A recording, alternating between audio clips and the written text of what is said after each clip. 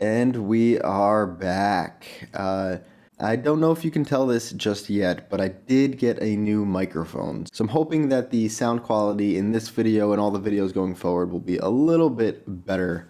As most of you guys know, I live in the middle of Manhattan, which is definitely one of the loudest places on earth. And I've been struggling with some of the background noise in my recent videos. So I do apologize for that, guys. I am working on it. I have some other soundproofing stuff coming on the way. But hopefully this is a little bit better already. With that said, let's start doing some of the code for this video. So in the last two videos, we opened up separate targets for our unit tests and our UI tests. We're not going to use those anymore, so I'm just going to close up those folders. Let's right-click the navigator, create a new file, and we're back to creating SwiftUI views. This time, let's just call this Advanced Combine Bootcamp. And we will click create. Let's make sure now when we're creating our files that we are only in our main target. We don't want to create more files in our testing targets. And let's click create and jump on in here. And again, this is the advanced Combine video. So if you don't know what Combine is, this is not the video for you. I have other videos on my channel in the SwiftUI Continued Learning playlist where we learn the fundamentals of Combine, the normal use cases of Combine. In this video, I'm going to assume that you already know the basics of Combine, and we're just going to jump into some of the more advanced flows and some of the really cool, unique things that we can do with Combine pipelines. So before we actually get started, we got to do some setup, of course. So let's create a view model for this view. It'll be a class Advanced Combine Bootcamp view model. Let's make it conform to observable object, and then we will observe it from our view with an @state object. And my autocomplete is not working today. I'm not sure why. State object private var VM, and we'll set it equal to the Advanced Combine Bootcamp view model. Inside the view model, we're going to hold a very simple array. We're going to call it @published var. Let's call this data, and it will be a type, and it will be of type array of string, and we'll set it equal to an empty array to start. For the majority of this video, I'm just going to use strings. We're not going to use any custom data types, but any kind of custom data type is going to work the exact same way coming through a publisher. And we're going to simulate, like, we also have another file in our project that is maybe our data service that is going to do all of the downloading functions for our app. So in this project, and probably pretty realistic in a real project, we're not going to actually download in the view model, but download into that data service. So let's create another class. I'm going to call it Advanced Combine, let's call it Data Service. And we will open the brackets here. And I just want you guys to notice again that this class is not going to be an observable object because this class is not being observed with any kind of property wrapper from the view. We make this an observable object again because we are observing it from the view, and we want those constant updates. Here we don't need that. We don't need the view model to actually observe this entire class. Instead, we're going to add some subscribers in a second to observe specific variables within this class.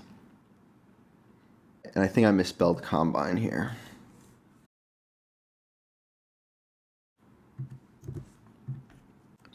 Inside our data service, we're going to have a init here. Then we're going to have a function that says, let's make it a private func, and we'll call it publish fake data. Open close parentheses, open brackets. Let's call that in our init here. And we're just going to basically mock like an API call, because in this video we're focused on the Combine pipeline and not actually focused on the API request. So just to simulate that quickly, let's add a dispatch queue.main.async after. Let's do it after now plus 1 second. And then we're just going to publish some fake data. And when we publish the data, let's publish it through an @published var. And let's call this let's just call it basic publisher for now. And this will be of type array of string. And we'll set it equal to a blank array to start. And then when we publish our fake data, we will say self.basic publisher. and we'll set it equal to a new array. This would be like the array that you actually downloaded from the internet. I'm just going to say maybe 1, 2, 3, just for 1 second. We're going to change this up in a minute.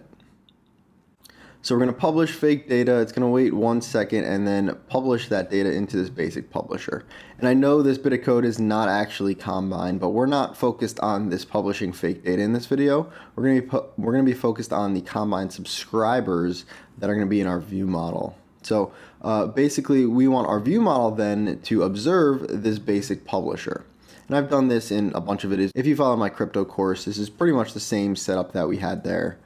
So down here in our init of the view model, we will add some subscribers. Let's create a private func here called add subscribers. Open close brackets, open parentheses. Let's call that inside our init. So we add those subscribers and then let's of course subscribe. So we want a reference to this Combine data service and let's initialize it inside our view model. So we'll say let data service and we'll set it equal to a new advanced Combine data service. Again, if you're following this playlist, you're probably well aware now that we wouldn't probably initialize this inside the view model. We would instead dependency inject it into this view model because this data service might be shared with a bunch of different view models, a bunch of different classes. So we would inject it through the inits all the way down to the entrance of our app. But again, we're not focused on that right now. So let's initialize it here and then we'll subscribe to it. So we'll call data service dot, and we're going to subscribe to the publisher with the money sign here, the basic publisher. When we get these values through this publisher, let's just sync them. Let's do the completion and received value. I'll press enter on the completion, and then we will switch on the completion. There are two cases here. We have case finished, and if it's finished, obviously it's successful, so we'll just break. We also have a case failure, let error, so we can get an error if we fail. And for now, I'm just going to break. I think we'll use that in a second if we start failing some of these. But let's leave that there. And then here's the received value that we're actually going to get. So this will be an array right now of returned, let's just call it returned value. And in here, we're going to set the data that's on the screen, the data that we're going to put on the screen in our view model equal to those returned values. So we'll set self.data equals the returned value. And of course, as you guys probably were just thinking, this is asynchronous code. So this is returning not immediately, but whenever these values come back. And because of that, we have to add this self, and this is a strong reference to self, which is the class. But being the great developers we are, we're going to make that a weak reference. So we'll say weak self, and then self will be optional. And if you do not know what weak is, I have an entire video on it. Go check out that video on my channel. Moving on, we have these quick error messages. Let's get rid of them. This error, let's actually just print it out. We'll print out, let's put error, and then a colon, and then we'll just print out the actual error dot the localized description. That should go away, and then we need to store our subscriber somewhere, so let's import Combine, of course. It's a video all about Combine. We haven't imported it yet. And in our view model here, let's create a var, call it cancellables. We'll set it equal to a set of any cancelable. And we will open and close the parentheses there, and this subscriber, let's store it in our cancellables. Finally, on the screen here, let's actually put this data array. So coming down here, let's get rid of the text. I think we can do a scroll view, open the brackets, and then maybe a v stack, open the brackets, and in here we'll do a for each. Open the parentheses. We are going to do, this is an array of strings, and strings are hashable. So we need the one with an ID so we can reference the hash value. So the vm.data, we're looping on. And we're going to loop on the \self, which is the hashable ID for each string. And then we have our content here. And in Xcode 13, I guess they got rid of that like for X in code here. Usually it says like for item in, and we can type that in and have it still work. But just for brevity's sake, let's make it let's not include that, and here we'll just put in a text. And because we don't have that for item in, instead here we have to put in the money sign 0, which is going to be that value that we are looping on. Let's give it a font. Let's just do maybe large title, and we'll give it a font weight of black. I'm gonna click resume on the canvas and get this VStack on the screen. And let's press play here. And should wait 1 second and then publish our values. So again, just to follow up with what we did, we have our view. Our view has a view model. In our view model, we have a reference to the data service. And then in the view model, we are subscribing to a publisher inside that data service. And when that publisher gets values, we'll receive them here and then update the data on our screen, which is this published variable. And then if we look back in the data service, obviously this is just a fake data service. Now this is not Combine code, but this could have been Combine code that downloaded from an API, came back, and then updated this publisher. That part is irrelevant right now, but I wanted to just start out this video with this simple setup, because this is a setup that you've probably seen many times before.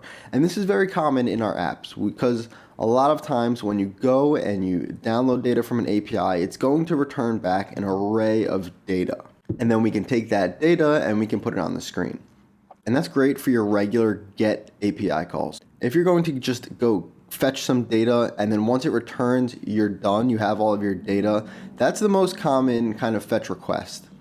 But part of the magic of Combine is that these publishers can stay alive after they get a single publish. So in this example, we just get one publish and then we're finished, but this publisher is still alive, this publisher is still alive, we are still subscribed. So if anything ever were to publish here again, our whole flow would then update, which is great.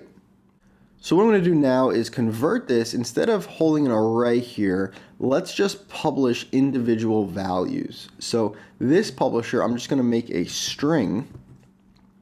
And instead of giving it a blank array as a starting value, we have to give it a default value. So I'm just going to put a blank string here. So in this function, I'm just going to take this array and let's just put it up here. We'll say let items equals 1, 2, 3. And then let's create a simple like for x in items, a little loop here. And then we'll put our dispatch queue inside that loop. And instead of looping on the items, let's loop on the items.indices. And so this x will dispatch queue after now plus whatever the x seconds are. So the first one will have an index of 0, so it'll be now plus 0 seconds, now plus 1 second, and now plus 2 seconds. I think we just have to make this a double. And then in here, let's just set self.basicPublisher equal, and we're going to set it equal to items at the x index. All right, and now that this is just a regular string, we have to come down, edit our view model. So the return value here is no longer an array, but it's actually just a single string. So when we have our data array that's on the screen, instead of updating the entire array, we're just going to call self.data.append, and we'll add in that new element, which is the return value. So one more time, I'm going to just play the simulator here. And after 1 second, it's going to add 2 and then add 3. So here is just a quick example of how Combine can start to become really powerful because the publishers stay alive until we cancel them. So if there's multiple things getting published, obviously we can observe those and continually update our screen, right? So we got 1, we got 2, and we got 3, and these are all separate publishes. And the first thing I want to go over in this video is actually this published variable. So this @published wrapper is definitely the most common publisher that you guys probably see in tutorials on YouTube channels. But what really is this @published property wrapper doing for this variable? Not many people actually dive into the underlying publisher that we have here. So really, in Combine, there are 2 types of publishers, and the first one is going to be called a current value publisher. So if we didn't have this @publish property wrapper, the way to write this would be we can create a constant and we can call this, let's call this current value publisher. We could have called it basic publisher too, but I just want to be explicit here. This is the current value publisher. And we'll set it equal to a current value subject. And we can see here a subject that wraps a single value and then publishes the new element whenever that value changes. So it is taking a value, whatever type we want to give it, and it will publish it when we send it through this publisher. So it also will become a publisher. So current value subject, and then we need to give this a type because this is a generic function and we can give it any kind of type, whatever kind of value we want to publish. So here we will add string, and then we need to give it a possible error because all combine flows possibly have errors. We've dealt with this before. This publisher right here does not ever have an error because it's always going to be a string. So we can make this never if there's never an error. And then we will initialize it with the open and close parentheses here. And as we do that, we're going to get a quick error message here that we're missing argument for parameter number 1 in call insert a string. And I'm going to click fix. And basically it wants us to put a string inside this open and close parentheses when we initialize this current value publisher. And the reason for that is because the current value subject is holding a current value. So the starting value we have in this basic publisher is a blank array string, and I'm just going to use that here as well. Let's actually even just prove that we're starting with that. So I'm going to make the first value that we get here, let's just put it first publish. Let's make that the starting value, and I'll put it here as well. I'm going to resume the simulator one more time before we're actually using this. And you're going to see the first publish is the first thing that comes through the pipeline. So when we set up this basic publisher, we give it a starting value, and then when we subscribe to it, the first thing that's going to get published is that starting value, that very first publish. So we have the first publish, and then here we are updating for 1, for 2, and for 3. So there's actually 4 publishers going on through this, and this is going to be the same thing with the current value publisher. This is the same thing as this pretty much. Here we have a publisher with a current value, which is going to start as first publish. So let's use this publisher now instead of this one. So I'm going to comment this out, come on down here, and when we subscribe, instead of subscribing to the basic publisher, let's subscribe to the current value publisher. And we don't need the money sign here because it works a little bit differently, but we have the current value publisher here. And then when we are up here and we are publishing our fake data, here instead of updating the value for the basic publisher, we want to send publishes through our current value subject. So what we do is we'll call self.currentValuePublisher.send. And here we can either send a completion or an actual input. And if we send a completion, it's going to come through this completion sync, and we can send finished or failure. But what we want, of course, is to send an actual value. So we'll send, an output is what we want. And it's going to be the items at that X index. So now let's click resume one more time. And we are now doing the exact same thing. This is nothing magic, but we have learned that we can use a current value subject. So basically, if we didn't have this @published wrapper, this is just a convenience wrapper. This is basically what we would be setting up. And this current value subject is going to hold the current value at all times. So it will always be holding a value in memory. And then we can publish through it. And usually when you set these up, when you go to an API call, it might have an error when it comes back. So a lot of times this is actually going to publish with an error here, and it's not going to be never. And the next one we're going to do is a pass-through value. So we'll say let pass-through publisher, and we'll set it equal to not a current value subject, but a pass-through subject. And again, we need to give it a type. So we'll do string error, and then open and close parentheses. And you'll notice when we initialize this, we don't give it a starting value. And that's because our pass-through subject, our pass-through publisher, works the exact same way as the current value publisher, except it does not actually hold a current value. So this pass-through subject can be a little bit more memory efficient if the value you were holding here, so if this was like an array of maybe, let's say an array of images, and we had all of our array of images as the current value, that could be taking up a lot of memory space in your app. So if you didn't actually need to hold the current value in this publisher, because again, after we publish, we're holding the values in this data around down here. So a lot of times you might not need to actually hold the reference to that array here as well. Instead, you're just trying to publish them to the rest of your app. So if you don't need that current value to be held, we can use a pass-through subject, which is going to work the same way. We can still publish values. It's just not going to hold on to the current value.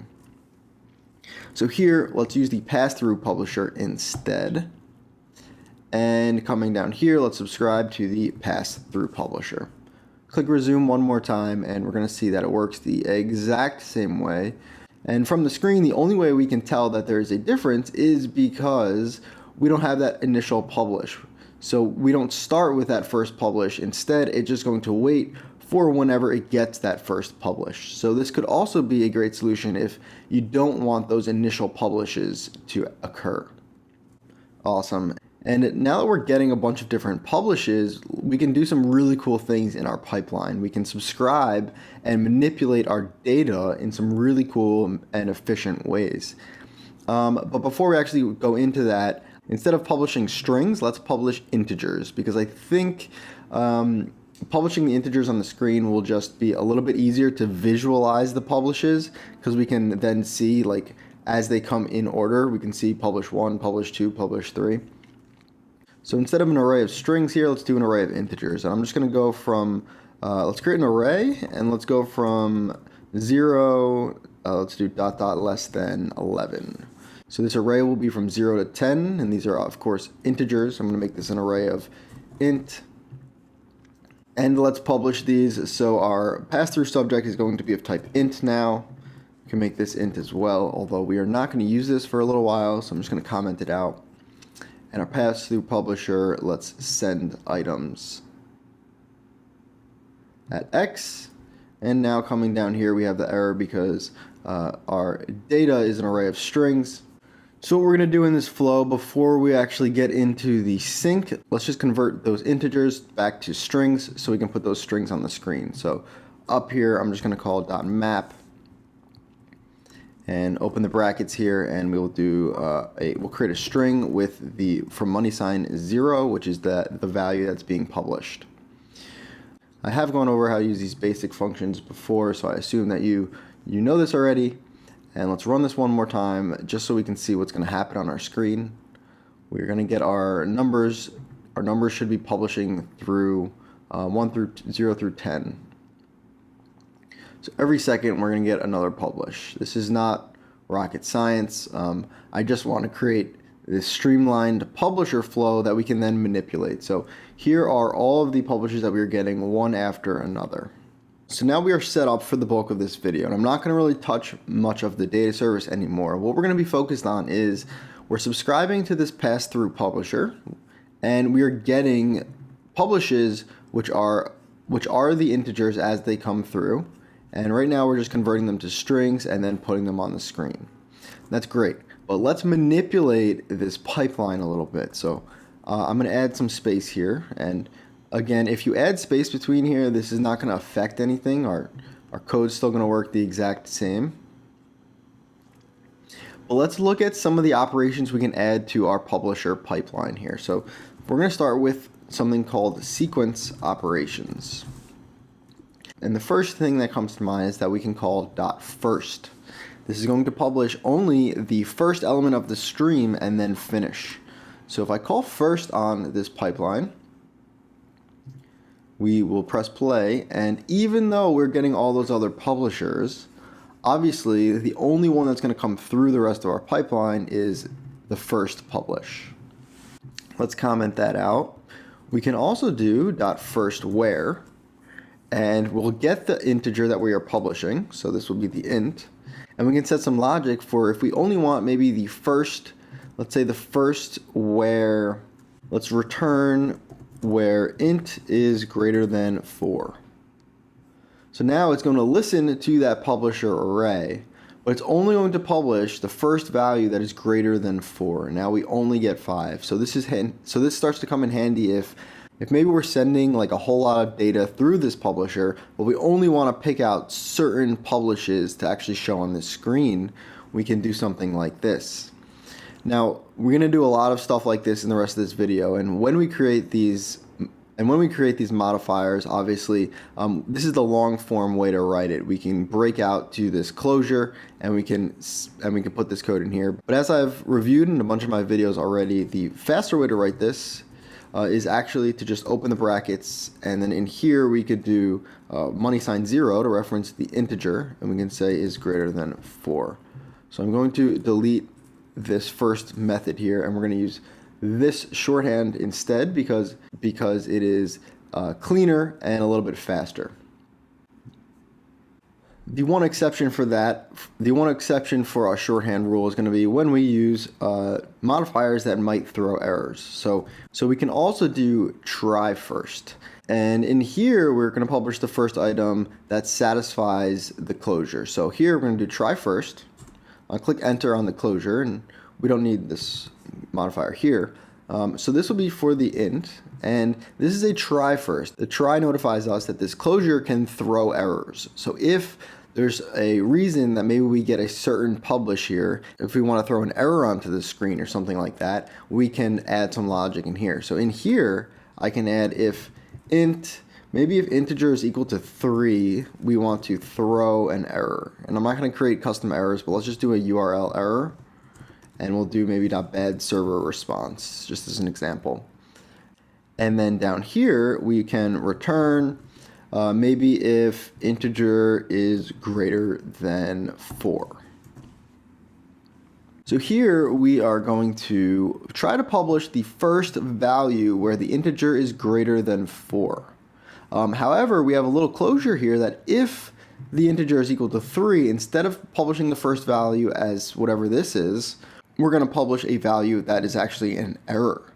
So if I run this now, we are actually not going to even get to this point of the screen because obviously 3 becomes before 4, and when we hit 3, we're going to throw an error, and that's going to be the first publish, so we never are going to actually publish this value.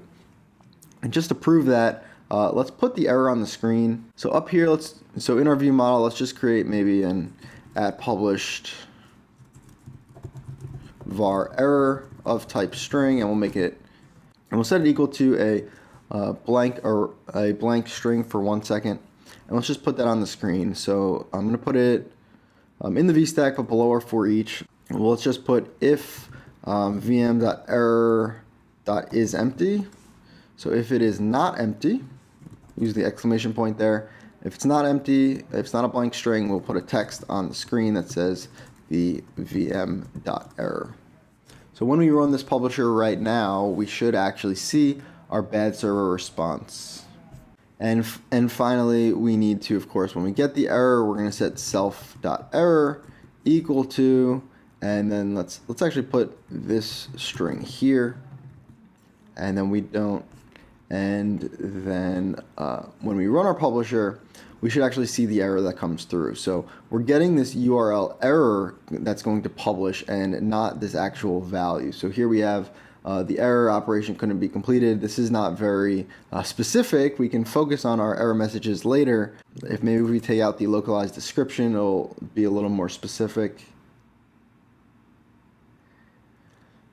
And yeah, here, so now we have NS URL domain error, which is, I guess, the bad server response error.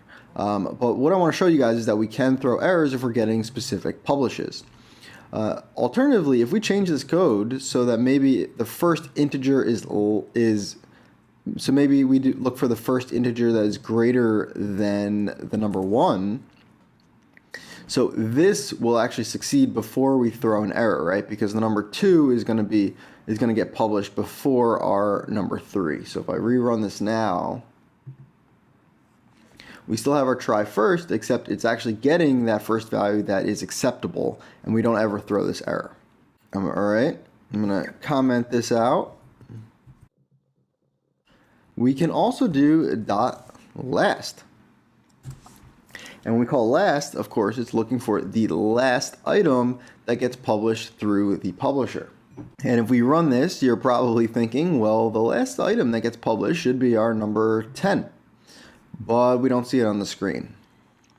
And that's because when we're doing the last publisher, we then need to know somehow when this publisher is finished. When is the last publisher? Because when we're subscribing to the publisher, it basically is going to be alive forever until we get some sort of completion. If we never get a completion, this publisher is just going to think there's always a possibility that something else could get published. So what we're going to do is come up to our publish fake data function, and we know that when we hit the last item in this index, we are done publishing. So what we're going to do is in here, we're going to say if, we'll say if x is equal to items dot indices dot last. So if it's equal to the last index, then we will call self.passthroughPublisher, and we're going to send not an item but a completion. And this completion here is exactly what we are going to get in our sync. So we can either send a finish if it's finished successful, or we can force some sort of error. So here I'm going to press the period, and again we can do .failure. If we want to force an error, we can add our error here. But if we get to the last one, we're actually going to succeed, which is .finished. So now, once this completion gets published, the subscriber would then know that the last thing that got published was the value right before we got that completion. So if I press play and wait 10 seconds, we're going to see that the last value now gets published, which is the number 10, the last thing to get published before the completion came through. Similarly, we can also do .lastWhere. And I'll open the brackets here, and we'll do money sign 0, maybe greater than 4. So just like the first where is greater than 4, except this time we are again waiting for the publisher to finish, and then it's going to give us the last item where 0 is greater than 4. So the last item that 0 is greater than 4 is actually 10, right? It's not the first item where 0 is greater than 4, which would be 5. It's the last item that got published that fit this mark. If I made this maybe that is less than 4, the value that we should get here is going to be 3. And again, it's not going to actually publish and come through our pipeline until the publisher finishes. So I really want to point that out. The number 3 here got published 3 seconds in, right? Because we did our pipeline 1, 2, 3. But we didn't actually get it in as a received value until our entire pipeline, until our publisher finished and we got that completion. So although 3 published 3 seconds in, we still had to wait for all of the publishes, which was 10 seconds, and then the only thing that got published was the last that fit this criteria. And of course, just like the first, we can always try to get the last. And then here we'll get the int, and same thing we can say. Here we'll say if, let's take the code from up here. If int is equal to 3, let's throw URL error .bad server response. Otherwise, let's return the last one where int is greater than 1. And here we are trying to get the last value that fits this.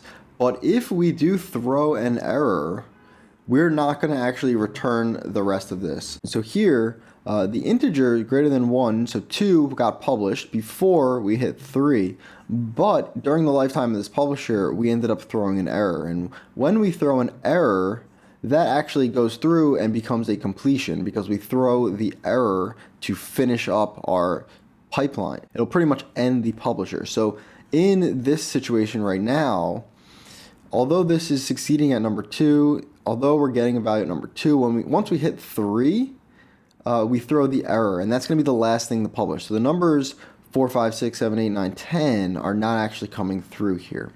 But if I change this maybe to like 13, and we come through here, we're checking if we get this. So if there's maybe like a bad value that we don't want to get here, and if we get that value, we want to throw an error, then we can do something like this. But otherwise, it will return the last item that fit this criteria, which of course is our number 10. I'm going to keep moving here. We have a lot to cover, so I'm going to comment a bit of this out. Let's put our publisher back to normal. So we have 0, 1, 2, 3, 4, 5. And the first thing that's getting published here is the number 0. But we can also call .drop first. And here we will drop the first publish. So literally same thing that our normal flow will do, except we don't get that first publish coming through.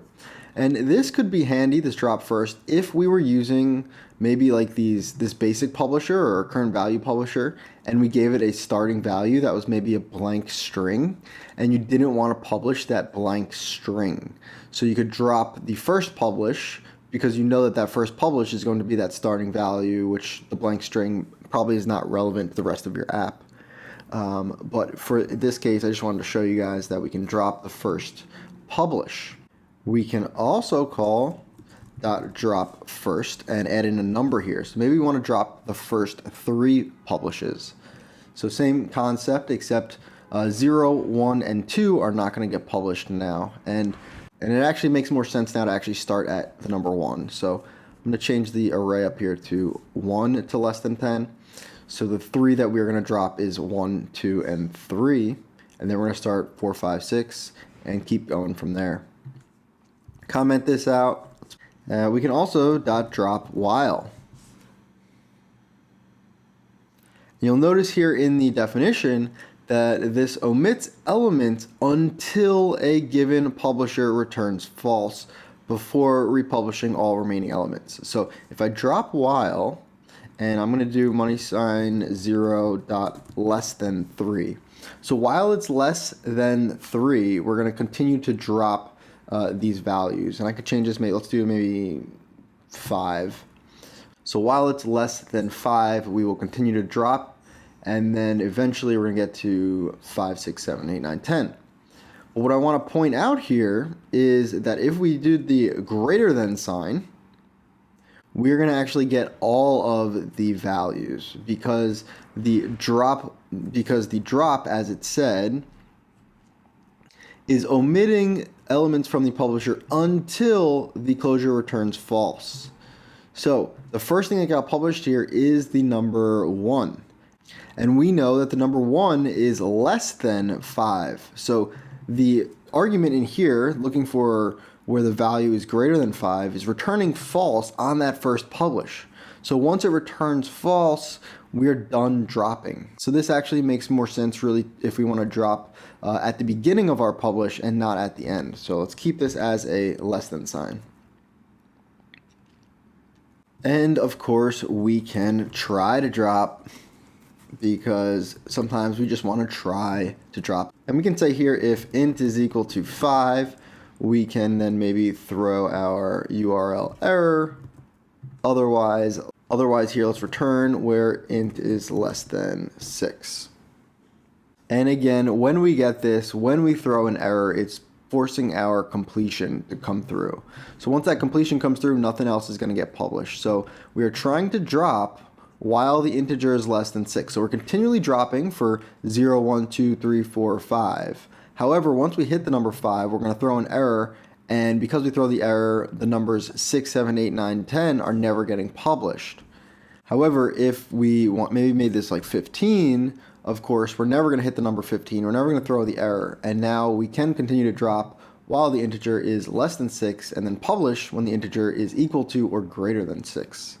So we can then try to throw an error here if we again want to do maybe some data validation to make sure that maybe there is good data or we didn't get a certain value, something like that. Moving on, we can also call .prefix, and this will give us a max length. This will republish elements up to the specified amount. So we can put in here a prefix of number, let's do 4. And we will get the first 4 publishes in this stream. So up here, I just want to point out, when we did the first where, it was doing validation on the actual items, on the actual values. So this was giving us the first value where the value is greater than 4. But here there is no check. This is just give us the first 4 things that were published through this publisher. Alternatively, we can prefix while. Let's open the brackets and we'll do while the value is greater than 5. So looking at this again, we can read a little bit of the documents here, and we're going to use prefix while to emit values from the upstream publisher that meets a condition. And we can see the publisher finishes when the closure returns false. And they give us a little example here, but so here we're looking for a value that is greater than 5, right? So the first value that's getting published, the number 1. We know number 1 is not greater than 5, so the closure is returning false immediately, and then our prefix is actually done, and we can't really do much here. But we can, but alternatively, we could say while a value is less than 5. And here we're going to continue to get those first publishes while this is still true. And now this seems a little anti-pattern because we could always just do prefix the number 5. But this would come in handy if you had custom data types here. So instead of looking for an actual number of less than 5, because then you know it would be the first 5 elements in our array. But when you actually get regular data that's in your app, you might want to prefix while a certain condition is true. So maybe while, I don't know, the messages are new to the current user or something like that. Some sort of condition that you want all of the first publishes while a condition is true. And just like above, we can always .try prefix. And I'm not actually going to do this one because there's a lot to cover in this video. Some of these are a little less common to actually use in your app, but you guys can figure out how to use them on your own time. And the last couple I want to go through is .output. And we can do .output at. And you'll see here that it's giving us an integer, and I don't want you to confuse this integer with the actual integer that we are publishing. If we were publishing strings or some custom data type, this would still be integer. This is looking for the item that gets published at this index. So if 5 things get published, they would have basically indexes of 0, 1, 2, 3, 4, and we could get the output at one of those publishes. So if we want the second publish, the index of the second item in an array is actually number 1. So what we should get here is just the number 2. So we're outputting at the first index, and obviously we can do any index. We could do the 5th index, which should then give us the number 6. And alternatively, we can call .output in, and then we can give it a range. So the range I'm going to do is from 2 ... and let's do maybe less than 4. So for the indexes between 2 and 3. So index 2 is going to be number 3, and index 3 is going to be number 4. And that's why we're getting these outputs now. So this is where we can start to really get unique if we have these really custom flows coming through. All right, I'm going to comment this out, and then I'm going to create a multi-line comment here with these asterisks, /, and up here I'm just going to / asterisks, and then let's Command Option left arrow to fold up a little bit of that code. Just so that we don't see it anymore, just so that we can continue working without this crazy long comment section. If you are confused about the folding it, you can always go to the editor and click code folding, and we can fold and unfold parts of our code. Below the sequence operations, we're also going to do some mathematic operations. The first thing we can call here is .max. So we can only call them max because the system knows that the values getting published are integers, which are capable of having mathematic operations. But the max, of course, that we're going to get published is the number 10. And again, I want to point out that if we don't throw in this completion and we're trying to get the max value, it's never going to know when to calculate that max value because it doesn't know when the publisher finishes. And you need to obviously know the entire range before you can calculate which is the maximum. So we again need to always have these completions coming through. And this is probably pretty important if you've been trying to use some of these and maybe they weren't working. It might be because your publisher that you're subscribing to is never actually finishing. We can also call here .max by, and I will press enter here. And if I hold the option button and click on this, we can do a little bit of reading here that this is going to determine the maximum value of elements received by the publisher based on an ordering closure you specify. So here let's have int1 and then int2, and let's compare the two. So we'll say we'll return here where int1 is greater than int2. And we should actually be using less than here. So the maximum where the first thing that gets published is less than the second thing that gets published. And of course our publishes are going in order from 1 up to 10. So the maximum where the maximum is going to be 10. And let's go up to our items array here. So I have this array of 1 to 10. I'm going to actually just make it an actual array for a second. Let's do 1, 2, 3, 4, 5, 6, 7, 8, 9, 10. So in this function, we're comparing int1, the first publish, to int2, which is the second publish. So if I look here, this is going to be the first publish, and then this is the second publish, and then the first publish, and then the second publish, and the first publish, and then the second publish, and the first publish, and so on and so forth until we get to the end. First publish, second publish. When we look at 9 versus 10, 9 is less than 10. So where 9 is less than 10 is successful, and that's why the max is going to be the maximum that fit this criteria. But if theoretically, just for example's sake, maybe the value that got published here was 11. So if we run the same thing now, when we get to this point where we start comparing 8 is less than 11, that's true, but 11 not less than 10. So the maximum that fit this criteria is actually going to be the number 11. All right, I'm going to put this back 1, 2, 3, 4, 5, 6, 7, 8, 9, 10. Coming on down, and let's comment this out. We can also .try max, same kind of concept. I'm not going to go through that because there's so much to cover. We can alternatively do .min. So here, of course, you guessed it, this is going to publish the minimum value, which should have been the number 1. And of course, we got to wait till the end till we get that completion before we can calculate the min. And of course, it's number 1. Just like in max, we can also do .min by. So this is where the min fits that criteria, which I'm not going to do right now.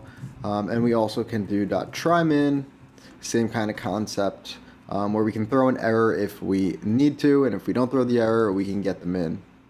I'm going to also fold some of this up, so let's use the asterisk and the /, and then in here, let's / asterisk and command option left arrow, fold that up. We got our sequence operations, we got our mathematic operations, and I think we are cruising through Combine. All right. Moving on here, guys. Let's do the next section, which I will call filtering / reducing operations. What is the first that we want to do here is map, which we already are doing. I'm just going to put it up here so we have a reference to it.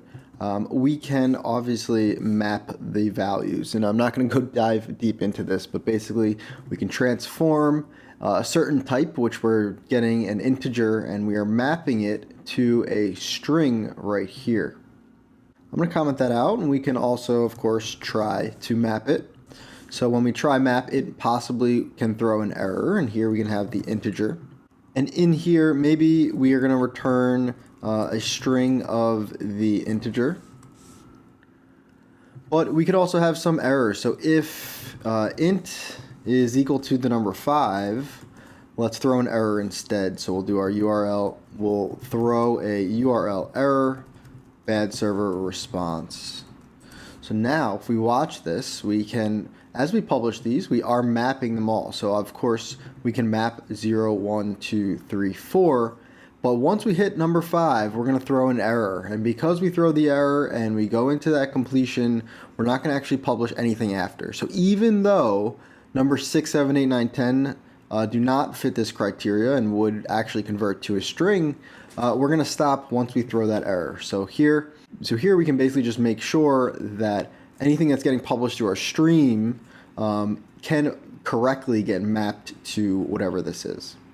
Now, alternatively, you might want to try to map, but if something maybe doesn't fit your criteria, maybe you want to keep getting the rest of the publishes and just ignore the number 5. So what we can do, and I will do another, let's comment this out here. We can do a .compact map. And here I'll put the integer, and here we can add some logic for compact mapping, and I've covered it before. Compact mapping is basically the same thing as mapping, but if something doesn't work, we can just ignore that value. So here I'll do if int is equal to 5, just like we did up here. Instead of throwing an error, because of course we're not trying and possibly throwing an error here, if int equals 5, let's just return nil. So if int equals 5, we'll return nothing, and this should be int. And then otherwise, we're going to return our string with the integer. So now again, we get our publishes, and we can get 4 and then 6. So the only thing that got avoided here is something that maybe could not convert to whatever type we wanted to convert it to. So this is handy if we had maybe some raw type from the API coming through and we wanted to try to map it to our local type, but if it failed, we just want to ignore that value and we want to continue to try to map all the rest of the publishes. So perfect for that situation. And I don't want to confuse you guys. Converting it into a string, we can do it like this. We can also do it like this, where we put the integer. It's the exact same thing, but let's keep moving on here. I'm going to comment this out. And we can also try to compact map. So same concept here. I'm not going to actually do that. But if we were doing this and we wanted to potentially throw an error, so we could have some logic to throw nil, we could have some logic for success, we could also have logic for throwing an error, we could try to compact map it. And that could be useful if maybe you had the same setup here, but if there was a certain item that got published that would maybe throw everything else off, we could then throw the error in that situation. Something like try compact map is definitely less common in apps. It's there, it's good to know that we can do that, but I would say when you're developing, I don't go out of my way to use some of these. It's more like if I come to a situation where the standard publishers are not working and we need to do a little bit of extra manipulation on the pipeline, then we can dive into some of these special unique functions. There's a couple more you guys probably already know. Let's put our regular mapping back in just to get our values publishing. We can also .filter, and filters pretty self-explanatory. And we can add some logic in our filter. Maybe we're going to do filter where the value is greater than 3, and maybe the value is less than 7. And now we can get publishes, and of course we're going to filter for the values between 3 and 7. I'm not going to dive deep into filtering. Filter is obviously super important for whatever logic that you have in your app.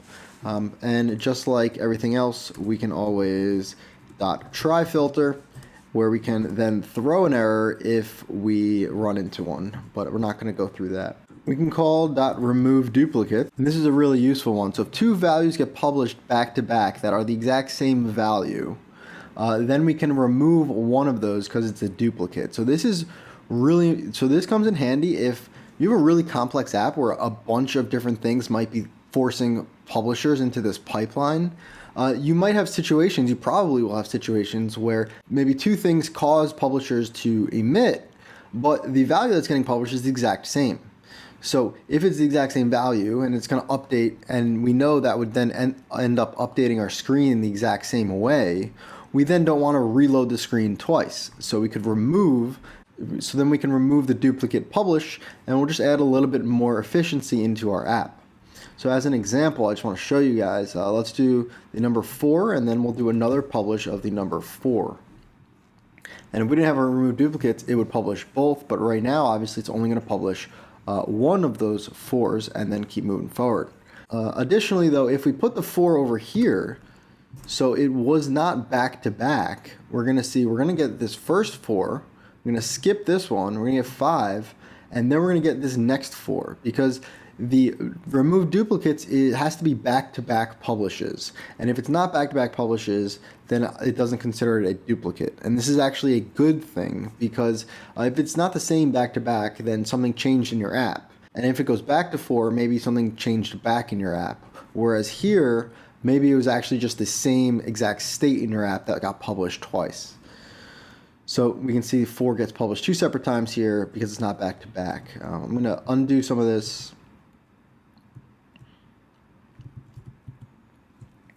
I'm going to leave that for 1 second, come down here. We can also remove duplicates by. So here we get the first publish, we'll call it int1, and the second publish int2. And the typical return here would be int1 is equal to int2. So this is going to be the exact same situation that we have with our regular remove duplicates. The difference here, which we can't really tell in our example, I'm not going to do it, but I want you guys to know that you can. And finally, of course, we can try to remove the duplicates. And if there's an error, and we can throw an error if we want to, but again, I am not going to do that. Some of these are really not, I don't think I've ever actually used that in an app, at least not yet. All right, so for the next one, I want to show you that we can also do some replace functions. So we can replace nil. So if a value that gets published is nil, we can then replace it with a specified value. So here I can put in whatever type we want to then publish instead of nil. And we're going to get an error because the pass-through publisher right now is just pushing out integers. But if this was maybe an optional integer and we have a potential for publishing nil, so let's put our array back to 1, 2, 3, 4, 5, 6, 7, 8, 9, 10. And maybe for the number 2, we want to publish nil instead. And let's make this, of course, an array of optional integers.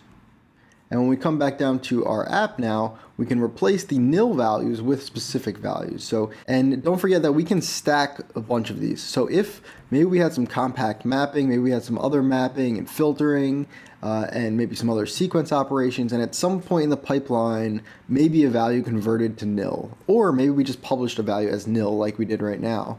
We can replace any nil value with specified objects. So this could come in handy if maybe instead of displaying nothing, you wanted to give it maybe like a default value on the screen. So maybe you were displaying some sort of message to the user and you wanted to download that from your server, but if the value that got returned from the server was nil, so you didn't actually get the message to display, maybe you want to replace the nil with some sort of default message. That would be a good situation for this. Let's move this back to a regular integer. Just wanted to show you guys that. Let's put this as an integer as well. Similarly, we can also replace empty. Now, it doesn't make much sense right now. We're never going to publish an empty value, but this comes in handy if we were dealing with arrays. If we were publishing arrays and maybe one of those arrays was an empty array, we can then replace that with some default value. So oftentimes you'll see like an array here or a reference to another array that's stored somewhere. So give it a default value if we get empty data back. And of course, we can also replace error. Now it says integer right now, but let's actually force an error in our pipeline quickly. So back up here we have the try map, so let's uncomment that. So if the integer is equal to 5, we're going to throw the error, otherwise we're going to convert it to a string. So if I run that quickly, and we don't need the map at the bottom here. If I run that quickly, we should go 1, 2, 3, 4, error. Beautiful. And what we can do is call .replace error. So if somewhere in the pipeline we're getting an error, we can then replace it with the default value. So whatever you want to replace your errors with, and this might be a better user experience rather than showing an error on the screen. You give it a default value. But I do want to point out, once we hit that error, it does stop the publisher still. So we still hit the error here, and then 6, 7, 8, 9, 10 never got published.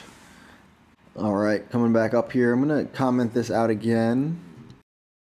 Let's get rid of our replace error and let's put our mapping function back in down here. All right, guys, we can also scan, of course, and scanning. When we scan, we'll add an initial result. The starting value is going to be 0, and then we can click enter on here.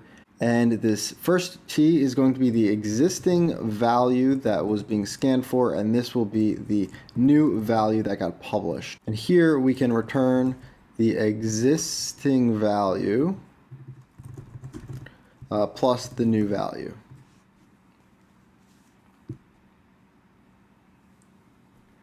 All right, and this scanning value is really unique here. We can see the values that got published. I'm going to hold the option button and click on scan, and we're going to read a little bit about it.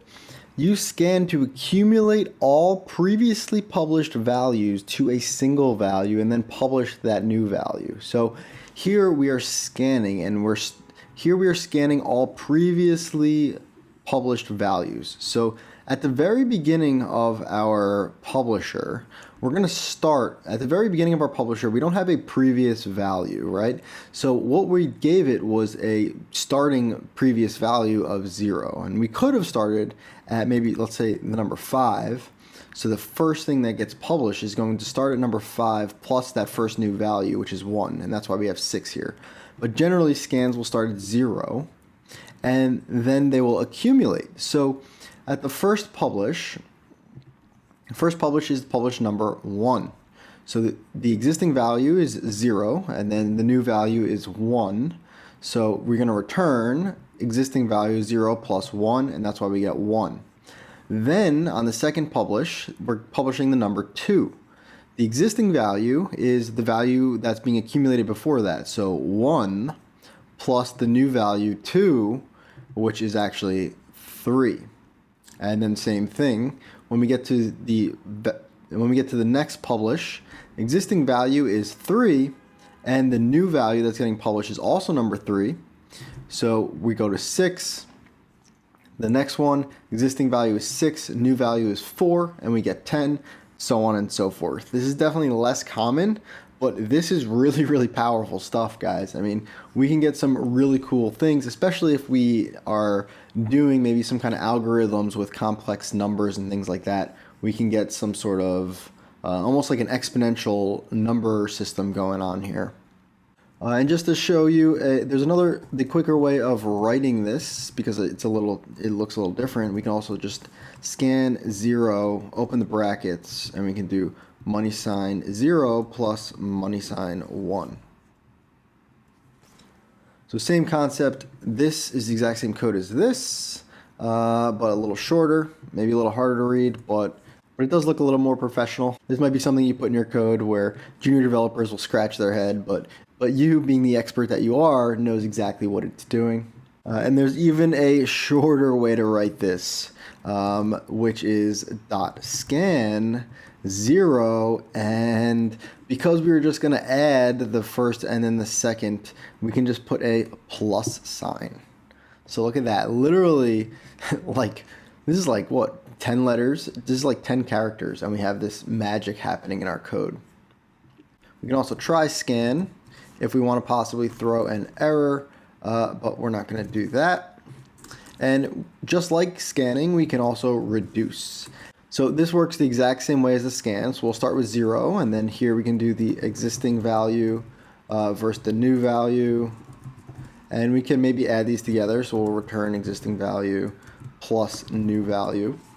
And it looks the same as our scan, except it's not going to publish until we are done, because the reduce is reducing all of these publishers into one single ending value.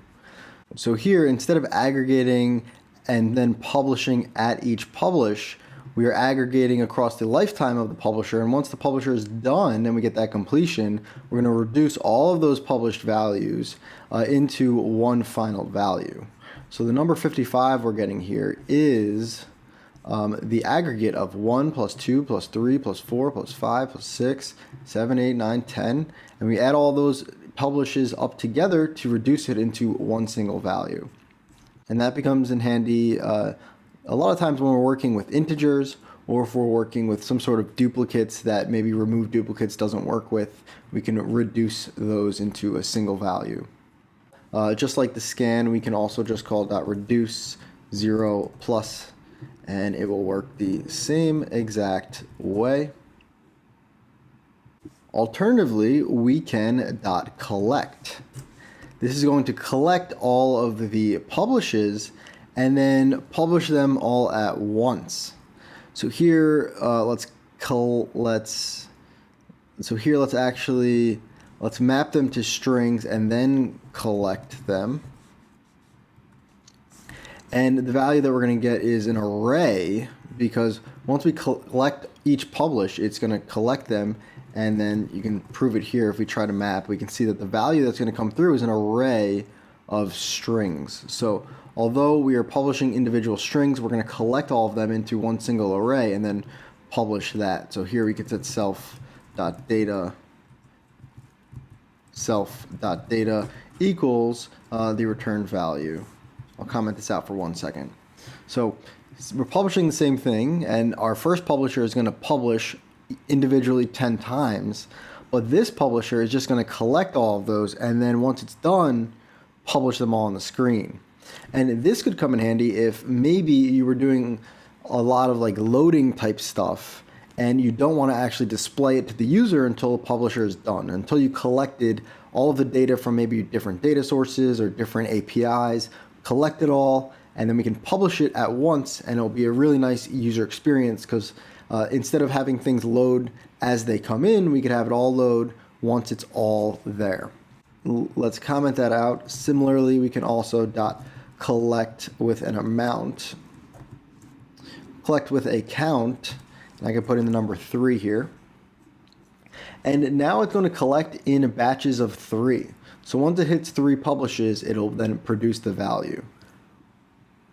And it's changing because we were setting the data equal to the return value. If we did data maybe append the contents of the return value, we can see that they will all stay on the screen. So sets of 3 we're collecting and then publishing in sets of 3.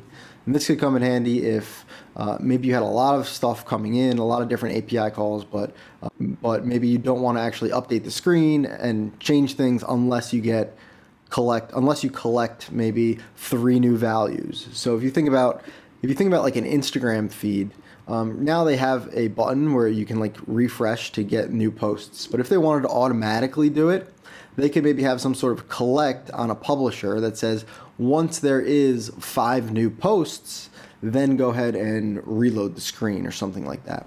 Moving on here, I'm going to comment out this. Let's move this mapping back down to the bottom. We can also all satisfy. So here I'm going to return all that satisfy where money sign 0 is maybe equal to 5. And we got to put our original append back in here. I'll comment this out because we are again back to publishing single values. So here we are checking if, and with all satisfy, we are checking if all of the items that get published satisfy this criteria. So here we know we do have an item that satisfies it with the number 5, but all of the publishes, 1, 2, 3, 4, are not fitting that criteria, right? Because they don't equal 5. So the value we're getting here is going to be false. But if, let's do maybe if all satisfy, maybe all are less than the number 50. Then once we hit that completion and we check, we should then have true, because we know everything that got published in our subscriber right now satisfies the condition that is less than 50. So we get the number true here. So this one I would say is probably less relevant for actually downloading the raw data.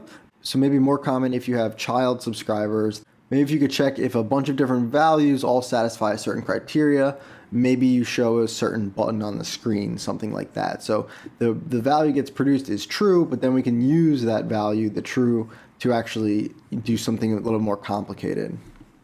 And similarly, we can try all satisfy. Same concept, except we can throw an error if we need to. All right, that's enough for this section. So I'm going to, again, asterisk / and up here, let's put in a little / asterisk, and then Command Option left arrow to fold all of this up nice and neat. And now let's look at some timing operations. The first one we're going to do, you guys have probably already done before because I did it in my crypto course. It is called debounce. This is super common for when working with text fields. I'll tell you why in a second. We can debounce. We give it a specified amount of time. So for right now, let's just put 1 for 1 second. The scheduler is basically which thread we want to publish these values on, which we will do the dispatch queue.main thread. Definitely the most common, and then we don't need any options right now. The debounce is watching all of the publishes that come through the publisher, and it's only going to publish a value through here if there's at least 1 second between each of the publishes. So right now we don't see anything because we don't have a 1 second between each of our publishes, but let's come up here for a second. And I'm going to actually just comment out our regular for statement just for a minute. And what we're going to do is put in a custom dispatch queue just to simulate this. Let's do this one after 0 seconds. And we'll call self.passthroughpublisher.send the number 1 here. And I'm just going to copy this, paste it twice. This will be after 0.5 seconds, and this will then be after 1.5 seconds. And here we'll send the number 2, and here we'll send the number 3.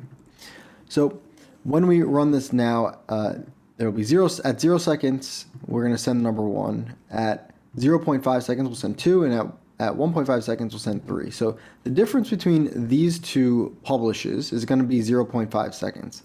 And the difference between these two publishes is going to be 1 full second. So if I come down here and I make my debounce, let's make it 0.75 seconds. We're going to notice here that the number 1 never gets published. I'm going to press play. And we'll notice here the number 1 never gets published. That's because we are debouncing for 0.75 seconds. So we get this publish, and that's going through the pipeline. But then that publisher it's going to wait for 0.75 seconds to see if there's another publish. Because this way, if there's another publish, we're going to use that one instead of the first one. So within 0.75 seconds, we actually get this publish, which happens 0.5 seconds after. So because of that, the system is basically thinking, oh, we got this publish instead, and let's use this and ignore that first one, because the two of these happen within 0.75 seconds of each other, and we're going to use the last item that got published in between that time frame. Now this might sound a little anti-pattern, like you might be thinking when you're going to use this, but this is really common for text fields. So if a user is typing in a text field, every time they type a letter, it's probably going to publish a value. And you can imagine if users are typing really quickly, if you type in 10 letters quickly, back to back to back, you might then run your entire pipeline 10 times for each value. So instead, what you could do is add a little debounce, maybe 0.5 seconds or something like that, to wait basically for the user to stop typing, so that we wait so that the publishes stop for a second, and then we will do the rest of our functions. And that could save us a lot, especially if the rest of those functions were maybe making API calls or doing maybe some heavy lifting in our app. So here we have these two publishes back to back, but we're debouncing, so we only get the second one. And then the difference between this one and this one is 1 full second, which is more than our debounce. So both of these would then publish. All right, I'm gonna comment this out and put our for loop back in just to get back to our starting state. Let's comment out the debounce. Next, we can add a .delay. And we can let's delay for 2 seconds. And we don't need a tolerance, the scheduler. Let's do dispatch main again. We also don't need options. So now we can delay for 2 seconds when we receive a publish. So these still look like they're happening 1 second to each other, but they're all actually delayed by 2 seconds. So let's try that one more time. And if I click play here, you'll see that it's 1 second, 2 second, and then all these start publishing. So even this number 3, it actually got published 2 seconds. It actually got to this point in our pipeline 2 seconds before we saw it on the screen, because then we delayed for 2 seconds and then put it out. And the delay could come in handy if maybe this loaded immediately and you wanted to add like a loading indicator for your content. You could add maybe a little delay or something like that and then publish all your values. Let's comment that out. Next, let's call .measureInterval. This is going to be a weird one. We're going to do this on the main thread again, and we don't need any options. And let's just see what gets published through here. And if I call .map here, we can see that the value that's coming through the publisher after this measure interval is of type dispatch queue scheduler time type .stride. So let's actually just transform that. We'll say here's the stride, and we want to convert it to a string to put on the screen. So we're going to say here return, and let's convert our stride dot time interval. And get rid of this map for a second. And it's giving us in nanoseconds. We can go ahead and convert these to actual seconds if we want. But this is giving us the exact time between each of our publishes. So nanoseconds here, we have like, what is this? 1, 2, 3, 1, 2, 3. We have 1 trillion nanoseconds, which I think is pretty much 1 second. So we can see that the actual publishes are just slightly off.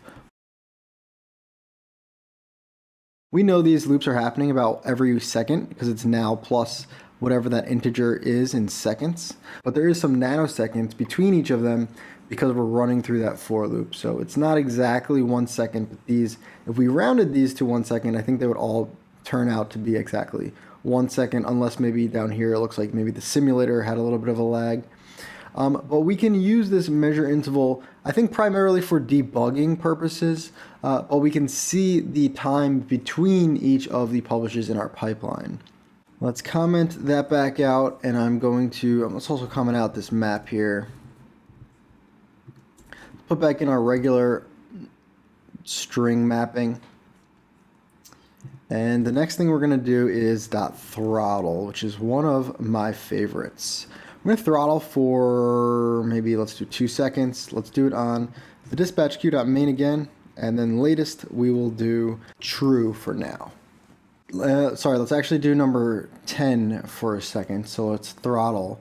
So we're going to open and close the throttle. So we can think about this as opening and closing the throttle, and we can open and close it every 10 seconds. So after we get our first publish, we are going to throttle, and we're not going to open that throttle back up for 10 seconds. And then at the end of those 10 seconds, whatever is published in those 10 seconds, we are going to either publish the latest value, which is true, or the first value. So I'll do false here. And after those 10 seconds, it's then going to publish the number 2, which was the first value. So we can open and close the throttle here if maybe we don't want it to just constantly publish as soon as we get values, but maybe we want it to just, every 5 seconds, every 10 seconds, we'll open the throttle and we'll let whatever new values came in within the last 5 seconds or the last 30 seconds, and then we'll publish them at once. And this is a good way to kind of batch your publishes if you need to. So here we have 10, but we could also do something shorter, maybe like 5. So every 5 seconds we'll get a publish, and let's do the latest as true. And then let's check this out. So we're going to get that first publish, and then we're going to close the throttle and wait 5 seconds, and then we'll see whatever is published in those 5 seconds. We'll get the latest, which is number 6. We're going to wait 5 more seconds for the next publish, and then number 10 is the latest there. So now we are not so much worried about every single publish, but if there were new publishes, we can open up that throttle every minute and publish them. And I think, at this low level, 5-10 seconds is not super common, but I've seen people do this even for like maybe minutes.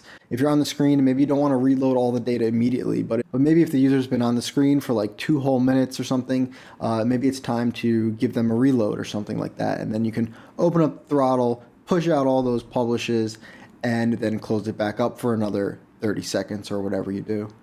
All right, couple quick more things here. We can also call .retry, which I think I also did on the in the crypto course, which we can't really test right now. But basically, if this was like an API call, and we probably wouldn't do it on a subscriber, we would probably do it like directly on the publisher that's fetching our data.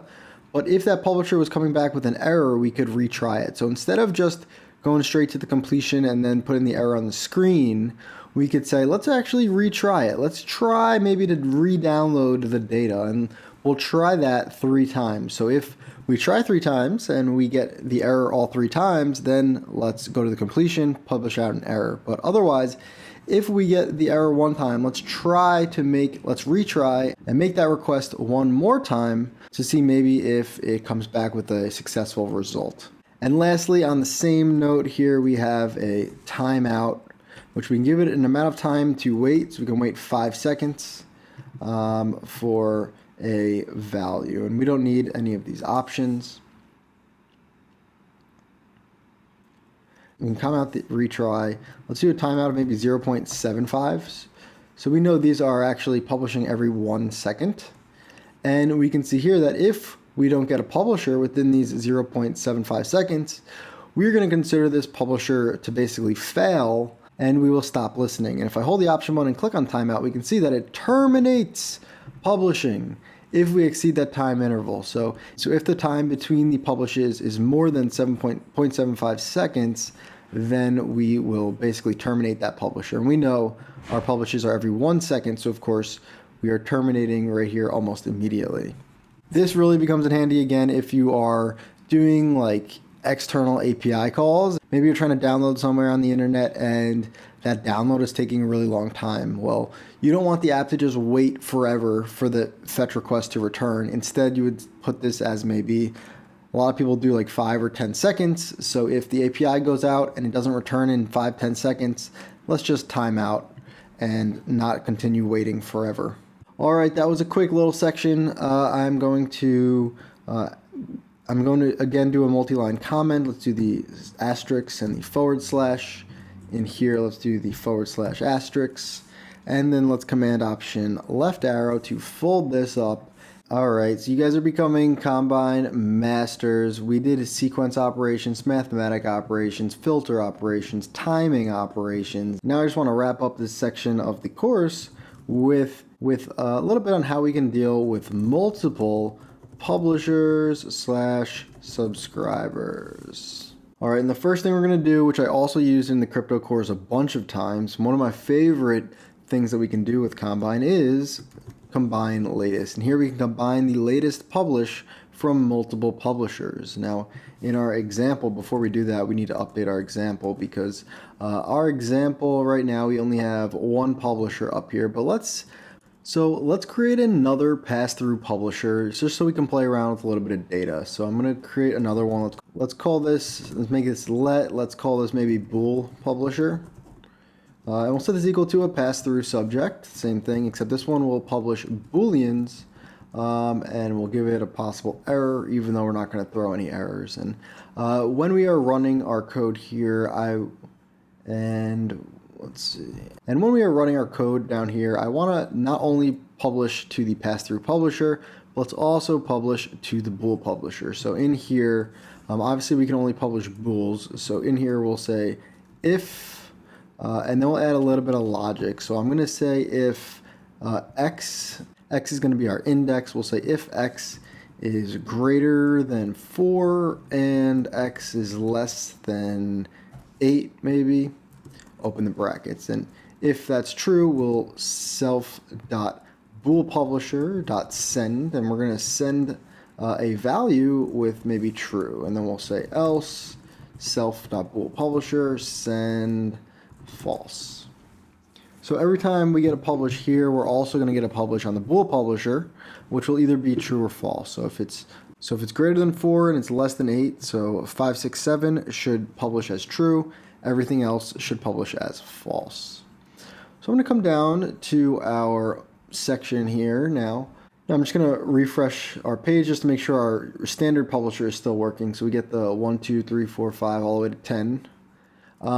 But we're subscribing only to the pass-through publisher right now. So let's also listen to that bool publisher. So to do both of those, we call .combine latest. And you can see here we can combine multiple publishers, which we'll get to in a second. But right now, the only publisher that we want to combine is the data service dot bool publisher.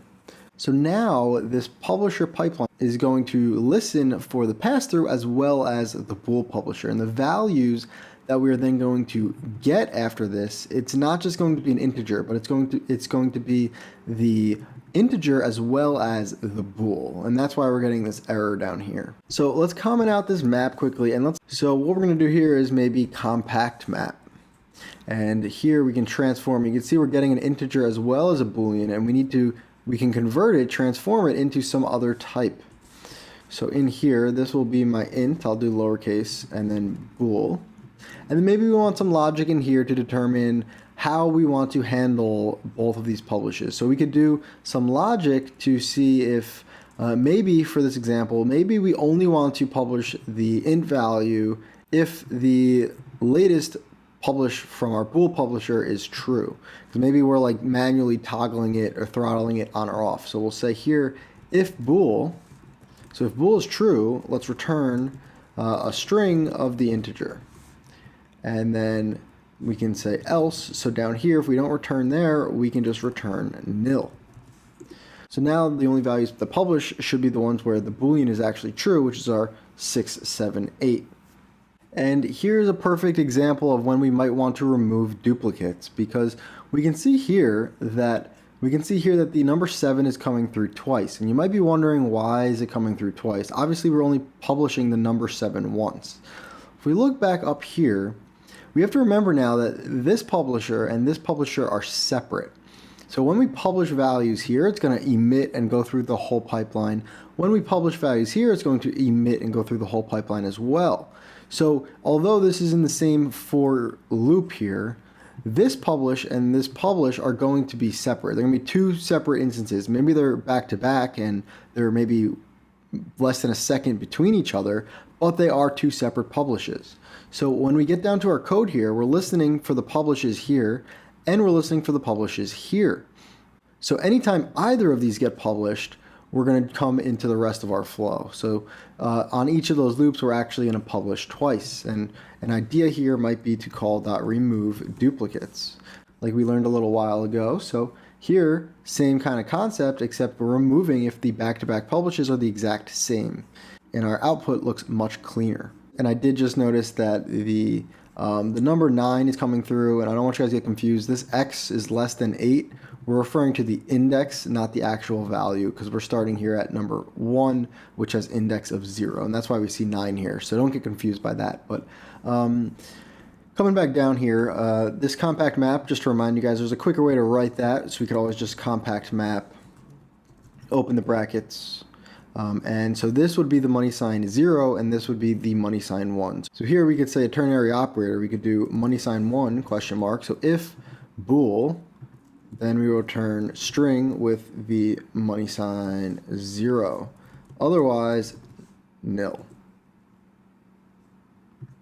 And I will comment out this compact map here. And we'll get the same thing with a little bit shorter code, just get you guys more comfortable with these shorthand writing, because once you get into these once you get into these big combine flows, it's definitely important to keep all this nice, neat, organized, highly readable. I also want to point out here, before we finish up, that when we use combine latest, we are not going to enter the rest of this flow until we actually get a value from both of these. So if we are only getting these publishes and we're not getting these publishes, then we're not going to run the rest of this code yet. We need at least a starting publish from both of these. And an easy way to manage that, if you don't want to deal with it, is to start your publishers as current value subjects or as our regular at published, because those will have a starting publish and that will emit as soon as you initialize the value. But if you want to delay that until you maybe download and get some data and actually send that through, we could use a pass-through subject like we're doing here. And let's do another example here. I'm going to comment out the remove duplicates, or let's just delete the remove duplicates for a second. And the compact map again, right now we're returning the number. Right now we're returning the number only if the bool is true, and if it's not true, we don't return anything. But for example's sake, so we can get a publish every time that this comes through, let's actually just do otherwise and return maybe NA.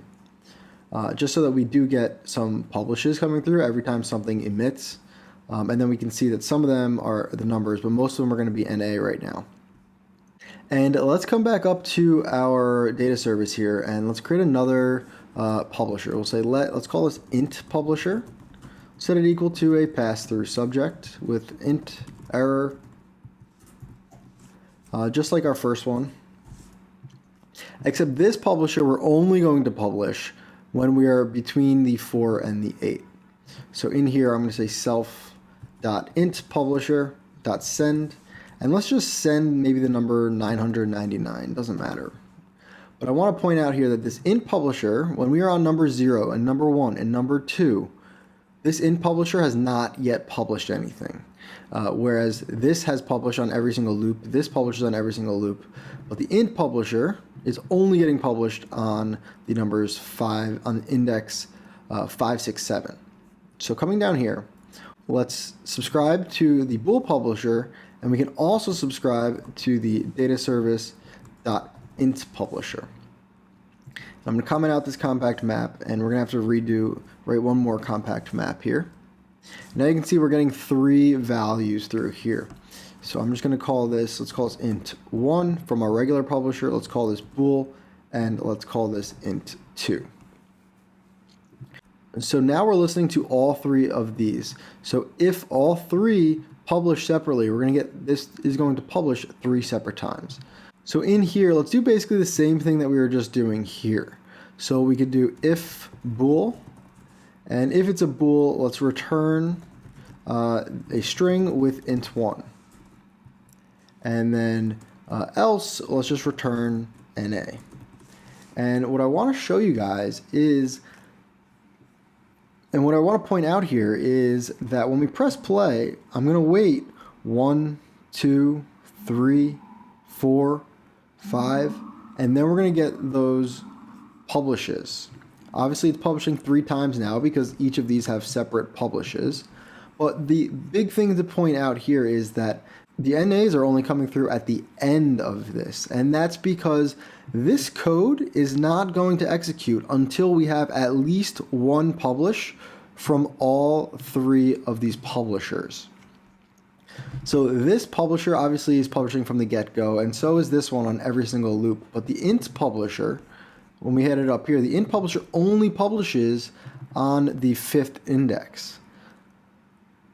So because of that, we actually aren't going to run any of this code until we get to that 5th index and we have an actual value for all 3 of these. So it's just something to keep in mind when we're using multiple publishers, is that we do need to wait basically for a publish from all of these. All right, so now I'm going to comment this out as well. And let's comment out the combine latest as well. Let's put our map back in, and the next thing we're going to do is .merge.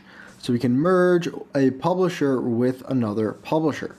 Now the thing here is that both publishers need to emit the same values. So our first pass-through publisher we know is publishing integers, and so is our new int publisher. So here I'm going to merge it with the int publisher. And we can then see what we're getting out of here. And we are just merging both of those publishers into the same pipeline. So this is great if you have maybe different classes that have the same type of data, but maybe it's coming from different sources or something, and you just want to merge them all together, combine them all together, and then just put that onto the screen here. So we can see the 999 coming from the int publisher that we set up, and the rest of the values coming from our original publisher. And we can also, let's comment that out, we can also .zip. This is a lesser known command here, and we can use multiple publishers here. But one thing that we need to realize is that this combines elements from 2 publishers and delivers them as tuples. And let's do a quick zip here. So I'm going to press enter on the publisher here. And we're going to add in our bool publisher. So if we look back up at the top here, we know that on every loop, we're going to publish the integer, and on every loop, we're also going to publish either true or false. So there should be, at the end of this, there should be 10 integers publishing here and 10 booleans publishing through the bool publisher. So here we want to zip those two publishers together. So instead of compact mapping and turning them to another type, we're basically just going to zip them together to create one published value that is a tuple. So here we could call .map, and let's do the transform, and you can see there's an extra parentheses inside here. That's because this is coming through as a tuple now. So I'll call this my tuple. And here we can do some mapping. So I can return, and the tuple will then have a value with 0 as being the integer that came through, and then 1 being the boolean. If we look at self, we can see the two values here. So this is one publish that has an integer and a boolean. So it's like if you were creating a custom data type, and that data type might have maybe like an integer and then a boolean inside of it. This is the same thing. So we have a tuple that has an integer and a boolean, and this is different than the compact map here. Here, this integer, this boolean, and this integer are separate publishes, and then we are going to map them, convert them to some type to output. Here, we are zipping the different publishes together so that only one value gets published, and it is a tuple, and that one value then contains an integer and then a boolean. So here we could do money sign dot 1 is the integer, and we can just convert that to a string like so, and we can get our code back on here, and we can actually do maybe plus the tuple dot 1 dot description, so the description of the boolean. So we can see here that we are publishing 1, 2, 3, 4, 5.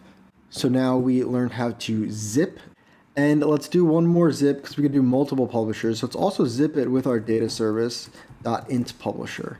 And then here, after the description, I'll add a string for maybe the tuple dot 2, which should be that final integer. And I wanted to point out here that when we zip, we need I want to point out here that when we zip, we need the same amount of publishes from each of these publishers. So we are creating tuples, but we can only create a tuple 3 times in this scenario because the int publisher is only publishing 3 times. So we can't create this tuple unless we have a value from all 3 publishers. And this is really important.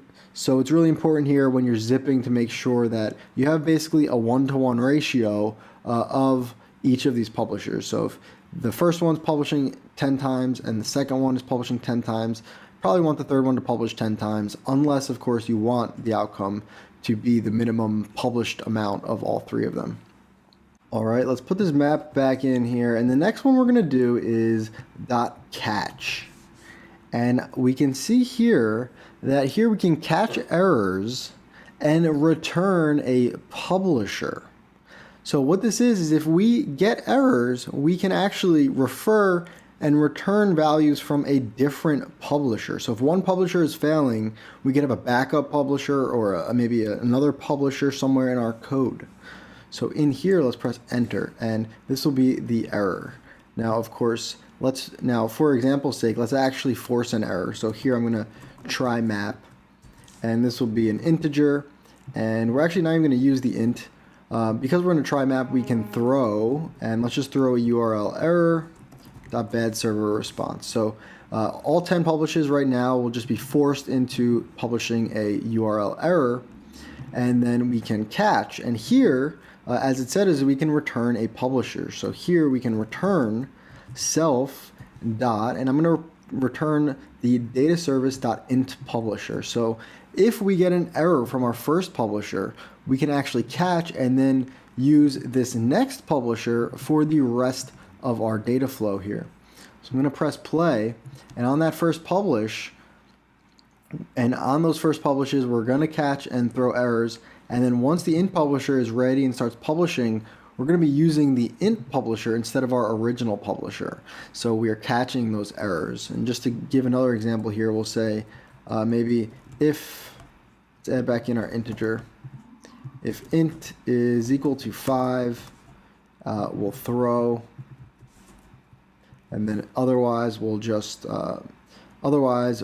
return the int.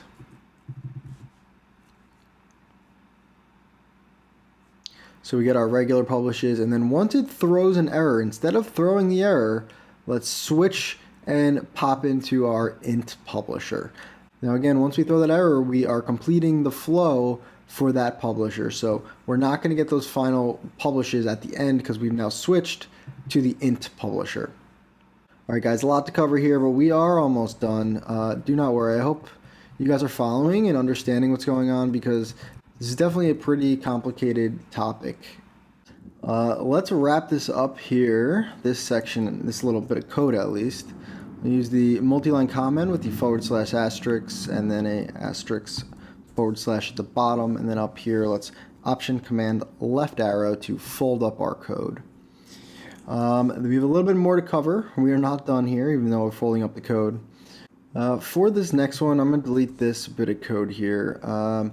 I want to just, let's like clean this up a little bit. So I'm going to leave so this publisher, I'm going to copy it. I'm going to comment out this first one, and let's just move it down here so it's all together in one piece of code. And we're going to ignore all the stuff we have in here for now. So this is the only code that we are subscribing to right now. And this is great when we have just one place where we want to receive this value. But what if we wanted to share this value and maybe update different view models, or update different screens, or maybe just different arrays? And maybe we want the values to come out of this publish. Maybe it's the same publish, but we want to map those arrays differently so that maybe one subscriber is turning these into strings, another one's maybe turning them into booleans, who knows. So what we're going to do is on the screen, let's first create another, let's call this data bools, and this will be an array of boolean. And let's copy this and then add it here. So I have two separate subscribers, and in this one we are just going to do some mapping to convert it into booleans. So in here I'm just going to say if $0 is greater than, let's do greater than 5, let's map it to true, otherwise false. And we are going to then get the returned value, which will be a bool, so we'll call our data bools.append that returned value. And finally on the screen, let's do a different for each loop. So we have our VStack. Let's put the VStack inside maybe an HStack. And let's copy this VStack and then do another one so it's on the right of it. We don't need the error here. And let's do for the data bools, and we'll put in the bool.description. So now as we get these publishes, we have two separate, totally separate subscribers. So this subscriber is totally separate from this one. So they're listening to the same publisher. It's the same pass-through publisher, but all of this subscriber flow is totally separate from this one, even though it's dealing with the same original publisher. And this is cool that we can do this and subscribe multiple times, but this might not be as efficient or even as elegant as really just what we want to do is only listen and subscribe to this publisher once, but we want to then share that published value to two different locations. So instead of two separate subscribers, we want one subscriber that's subscribing to the publisher, and then basically we fork from there with the values, and we can send those in different directions. So what I'm going to do is actually up here, let's say let shared publisher, and we'll set it equal to the data service.passthrough publisher. And we could even do some kind of manipulation on this pass-through publisher if we want. So for example, maybe we want to drop the first 3 items. So 1, 2, 3 don't get published maybe. So we can do manipulation on this data before we share it.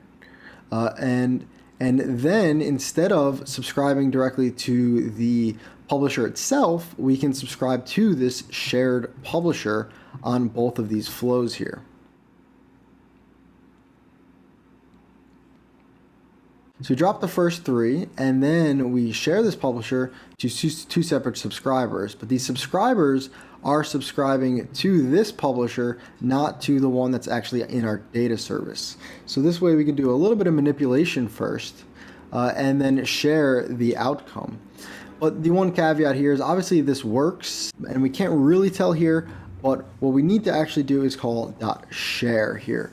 And here we can share the output of an upstream publisher to multiple subscribers. So it's pretty much the same thing, except now we can confirm that we are really sharing this publisher. So whatever output is coming through here, we are going to this, and then we're going to this. And now we get our data on the screen, and we are sharing a publisher. So this is often what you want to do if you have multiple routes, where if you're listening to a single publisher, and where if you have maybe a view model that's listening to a single publisher, and then you want to take those publishers and then do different things and not just receive one value, but change it up. Maybe one affects your loading indicator, maybe one affects your data source or something like that. We can share it. All right, and a final thing that I want to go over here, which I am definitely not an expert on this subject, with sharing and multicasting. I want to show you guys what I know about. I think there's probably much more to multicast than I've ever dived into, but I know multicast is often used along with the share function. When we use a multicast, we basically can create another publisher, another pass-through subject publisher that can hold a reference to the publishes coming through this publisher. So for example, I can do a multicast, and I will create a subject here. We'll create another pass-through subject with an integer and an error, same type that we are publishing through. And then when we're running our simulator here, we can see that nothing is publishing. You're probably wondering why. And that's because when we add multicast, it makes this publisher a connectable publisher. So all the publishers that we've been using that we normally use are auto-connected. So an auto-connected publisher will automatically connect and automatically start publishing the data. So all your subscribers will automatically get all of those publishes. But when we do a multicast, we can basically, I don't know if it's exactly what it's doing, but we can basically store the publish in another publisher here. And then we can determine programmatically when we want to actually connect to this publisher. So coming down here, I'm going to add maybe a dispatch queue.main.async after. Let's do it after now plus 5 seconds. And after 5 seconds, let's reference the shared publisher. Let's call .connect. So we're going to connect to the publisher after 5 seconds. And now we need to store this as well in our cancellables. And I think we have to store it because it might be storing this new publisher here. I'm not 100% sure. But now if we run our code here, so we're not going to be connected to the publisher for the first 5 seconds, and after 5 seconds we'll connect into that publisher. And let's remove some of this logic here. So the drop first, we don't really need that anymore. I'm just going to comment that out. And let's now press play on the simulator. So we're subscribed, but it's not connected yet. And then after 5 seconds, it's going to connect. And then we can see the publishers start coming through. So we can delay connecting to the publisher if we need to. And this is pretty helpful when you have maybe multiple subscribers and you don't want some of them to start immediately. You can programmatically connect into the publisher at a specific time. So here we connected, and after we connected, it published 7, 8, 9, and 10. And another way to do this, if we didn't want to add in the pass-through publisher here, we could, at the top of our file, we could set up maybe another let's call it multicast publisher equals the pass-through subject, and we can then come down here and do multicast. I'll comment that out actually so that we have the reference to it. And we can do multicast with a subject, and we can pass in our multicast publisher. So same thing now, and we are connecting after a delay to our publisher flow. From what I've read, it should be used along with a share, because this is obviously when you're using multiple subscribers and maybe you want to delay one of those subscribers or a couple of those subscribers and then connect later. But I'm definitely not an expert on the share and multicast, and I'm not 100% sure on the full difference between the two. I'm sure there's much more that I don't know about, but this is probably enough for you guys to get going in your apps. This is a relatively rare case because you got to be doing some really complex stuff with Combine to actually need this. And if you ever get confused with doing a multicast, you can always kind of just share and then subscribe multiple times and add delays, and there's a lot of other quirky things that you guys can figure out. Alright guys, so that was my little section on advanced Combine pipelines. There is more, believe it or not, to Combine that I have not covered. And I'm probably not going to cover because I think this is more than probably enough. You could definitely build plenty of apps without having to learn anything more. But if you want to dive deeper into Combine, I do have a reference here that I want to share with you guys. It is heckj.github.io/SwiftUI-notes. And if you just Google like SwiftUI Combine, this will probably be one of the first results.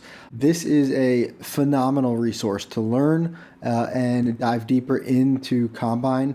Most of what I've covered is covered here as well, and it's very structured.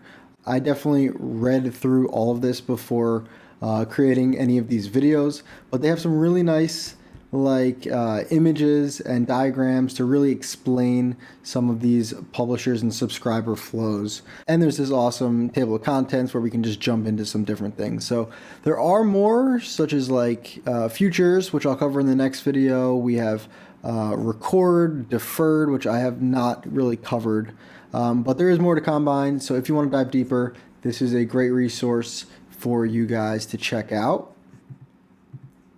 So with that said, you guys are now Combine experts. If anyone asks how to use Combine, I hope that you have an answer, because we have created some really, really cool flows here. We've done sequence, mathematic, filter, timing, operations, and then we dealt with multiple publishers and subscribers, which pretty much should cover the vast majority of situations in your app. And if you have a situation that maybe wasn't covered here, you can leave a comment below, but chances are maybe you're thinking about the problem the wrong way, maybe not the way that we should do it in Combine. Anyway, thank you guys for watching. I would love to hear your comments below, whether or not maybe this was challenging or too hard, maybe this was super helpful.